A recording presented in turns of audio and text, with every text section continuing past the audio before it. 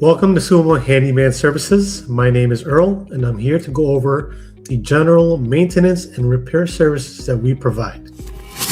First on our list is doors. This includes interior doors, exterior doors, storm doors, and all kinds of doors. We perform an array of door repairs such as door alignment, replacing hardware, locks, replacing weather stripping, realignment. So over time, doors tend to sag and don't close properly. And we also refurbish doors. Clean sand and paint, or clean sand and varnish and stain, things like that. Doors have gotten very expensive, so anytime we can salvage a door and repurpose it, it is a much more economical option. Second on our list is cabinet repairs. This category includes all types of cabinets and drawers. We commonly repair broken cabinets and replace hardware.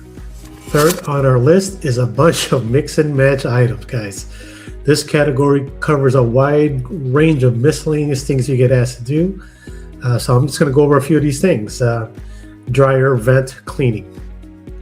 Smoke and carbon monoxide detectors. We install and or replace them. Replacing filters in appliances such as refrigerators and coffee makers. Cleaning out filters in your more modern washing machines, replacing filters in HVAC systems, and cleaning and repairs on hot tubs.